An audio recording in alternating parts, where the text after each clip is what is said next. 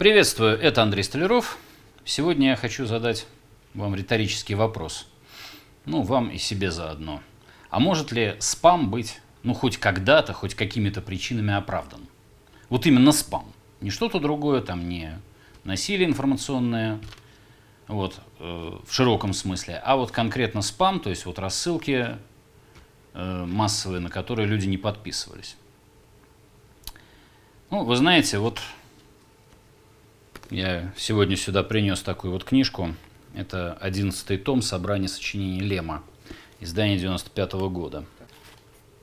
У Станислава Лема есть такой роман «Магелланово облако». Это один из его ранних романов. Он не любил этот роман, откровенно говоря, сам об этом много раз говорил.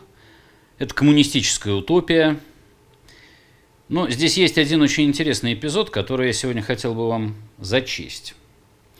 Главный герой романа в какой-то момент, прогуливаясь по некому парку, ночью находит там потерявшегося мальчика. И вот дальше идет такой эпизод. Вдруг он перебил мои размышления. Ты тоже заблудился? Нет. А почему это тебе пришло в голову? Просто так.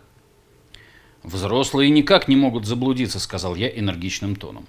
Мальчик посмотрел на меня внимательно, но ничего не ответил. Он громко раскашлялся. Это определило дальнейшее. Хотя мне никогда не приходилось прибегать к тревожному сигналу, я знал, что делать в этом случае. Я укутал ребенка в свою куртку и достал свой телеэкран.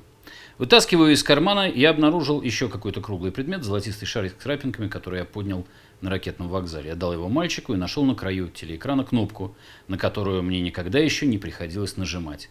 Вокруг нее краснела надпись «Общий вызов». Я нажал на кнопку, и в аппарате послышался шум. Человеческие голоса, свист автоматических станций, сигнал далеких судов, гул ракетных передатчиков, отрывки слов, музыки, песен. Все это, слившееся в многомиллионноголосый шум, доносилось из небольшого плоского ящичка. Я наклонился над аппаратом и тихо, мне не хотелось, чтобы меня услышал мальчик, сказал: «Внимание, человек в опасности». Я повторил это трижды и стал ждать. В глубине маленького динамика что-то затрепетало, там росла тишина, расходившаяся все более широкими кругами, словно кто-то бросил камень на бескрайнюю водную поверхность. Десятки тысяч голосов умолкали, раздались сигналы ожидания. «Прием!» — слышалось в динамике. «Внимание, прием!»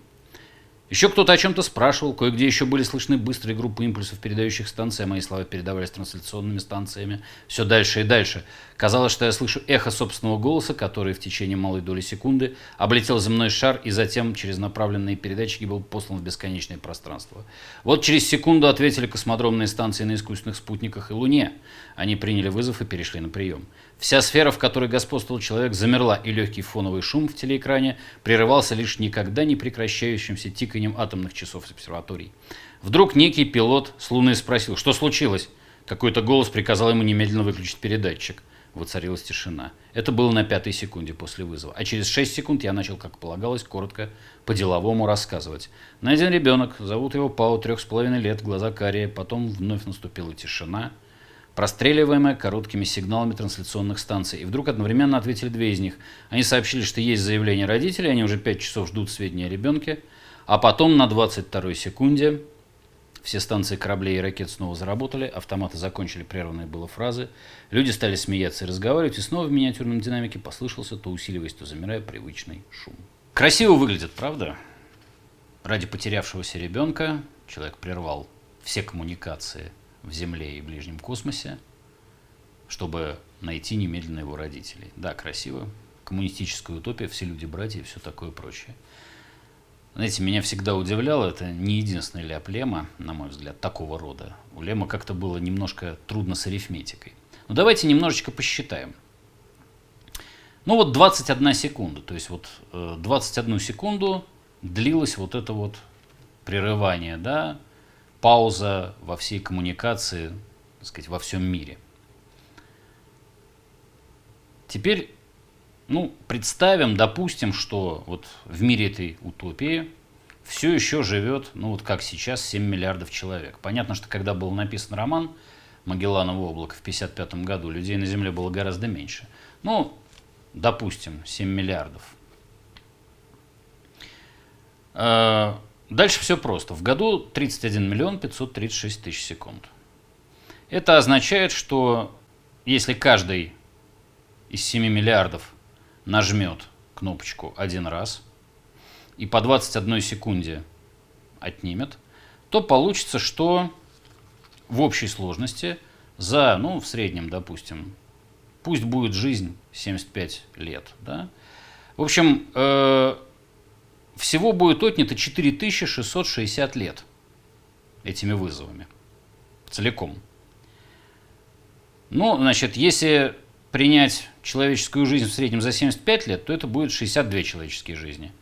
Если, будем считать, что в будущем, конечно, люди стали жить дольше, допустим, если человек живет 100 лет, и вот за эти 100 лет один раз нажал кнопку в среднем, да, то, соответственно, получается 46 человеческих жизней, да. Каждый из нас, наверное, может вспомнить в своей жизни такой случай, когда он такую кнопку бы нажал. Если с вами такого случая еще ни одного не было, не волнуйтесь, рано или поздно произойдет. Так что, один раз в жизни, конечно, так или иначе воспользуемся этим делом. И вот у нас, значит, несколько десятков человеческих жизней получается, да? Точнее, даже не жизней, а вот несколько десятков циклов. Что это, собственно говоря, означает? Это означает, что просто не хватит всего времени человечества на то, чтобы обслужить все эти общие вызовы. Не хватит не то, что чуть-чуть не хватит, а не хватит вот в десятки раз. То есть понятно, что если будет такая кнопка с общим вызовом, то просто придется все коммуникации, всю эту коммуникационную среду общую, межпланетную, закопать. Поскольку она будет обслуживать только эти общие вызовы, это будет никому не интересно, кроме соответствующих, может быть, экстренных служб. Но сейчас нам это немножко, может быть, даже смешно такие вещи читать, потому что, конечно, мы понимаем, что для экстренных вещей есть группа экстренного реагирования, есть специальные люди, и совершенно не обязательно это транслировать на весь мир. Но вот, понимаете, красиво написал Лем на старте своей писательской карьеры. Красиво, только вот нереалистично. Не получается так. Вот не получается все человечество отвлечь даже ради спасения ребенка. Да вообще, какая бы цель ни была, не получается отвлечь все человечество. Слишком расточительно. Слишком расточительно вне зависимости от того, какие у нас цели. Просто не получается технически, не хватит времени. Вот не так давно получил распространение, но очень быстро сошел на нет так называемый кровавый спам.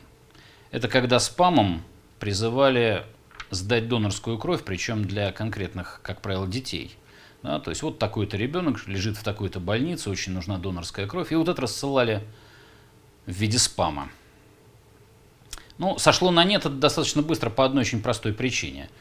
Там достаточно быстро выяснилось, что вообще-то в некоторых случаях, и даже во многих случаях, на самом деле никто никакой донорской крови нигде не ждет. В письме указаны контакты совершенно ни в чем не повинных людей, которые никакого отношения, значит, к больным детям не имеют. Им было очень неудобно, на них обрушился шквал звонков с предложениями. Но тут есть еще один момент. А даже если бы это было не так, даже если бы действительно кому-то очень нужна была срочно донорская кровь, вот правильно ли при этом прибегать к спаму? Я рискну предположить, что человек, который не собирается стать донором, он и не станет донором, даже если ему придет об этом спам. Да? И скорее даже, уж тем более, если ему придет спам, он трижды подумает, делать это или нет. Даже, допустим, люди, не все так ненавидят спам, как я, допустим, на человека там что-то может повлиять. Но, честно говоря, если человек не собирался сдавать кровь, не собирался становиться донором, вряд ли он сделает это под воздействием спама.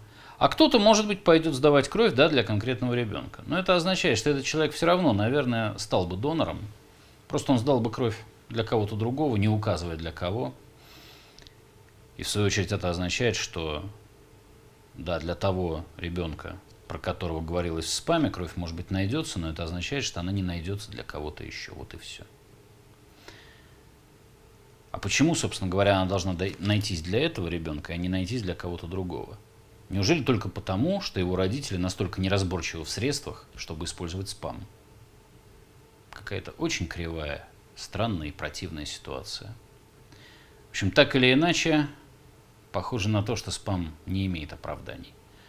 Просто потому, что все наши красивые слова о том, что священные цели оправдывают все, что угодно, они разбиваются о суровую реальность и о простую математику. Спасибо за внимание.